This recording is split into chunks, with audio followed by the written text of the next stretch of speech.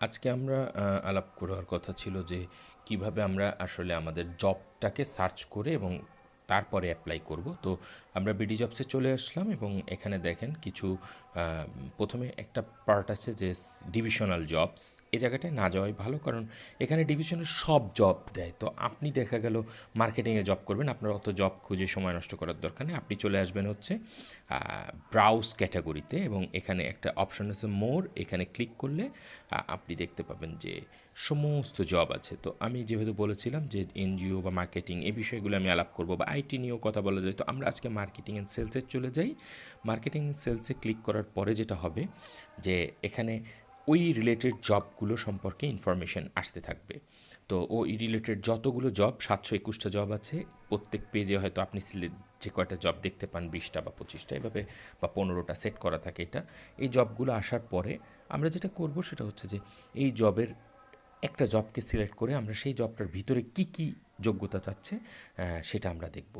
প্রথমত হচ্ছে দেখেন, জবগুলোতে একটা জিনিস খুব কমন থাকে যে ওরা কিন্তু এখানে বলে দেয় যে আপনার কতটুকু অভিজ্ঞতা লাগবে। যেমন ধরেন এখানে বলে দিয়েছেন একদম শর্ট যে ডিসক্রিপশন, সেখানে দেখেন হাসান বুক ডিপোর মার্কেটিং অফিসার লাগবে, তারা 1 থেকে 3 বছর অভিজ্ঞতা চেয়েছে এবং ব্যাচেলার ডিগ্রি বা মাস্টার্স ডিগ্রি বা মার্কেটিং স্টুডেন্ট দেরকেও তারা প্রেফার করেছে। এভাবে হচ্ছে আমরা বিকন ফার্মা, বাংলা লিঙ্ক, তো রিজিওনাল সেলস অপারেটর এই দেখেন, regional sales operation senior executive, Bangla Link. আমি এটাতে যাই। এটাতে ক্লিক করার পরে যেটা হচ্ছে, ওরা কিন্তু 1 বছরের অভিজ্ঞতা চেয়েছে, তার মানে একদম লিসেনার বা লার্নাররা ঢুকতে পারবে এখানে। তো এখানে বলেছে ভ্যাকেন্সি 1, ডিভিশন হলো কমার্শিয়ালে, জব রেসপন্সিবিলিটি সম্পর্কে তারা বলেছে। এটা পড়তে হবে। পড়ে ফুল টাইম এমপ্লয়, অর্থাৎ আপনি এখানে একটা ভালো কন্ট্রাক্ট পাবেন।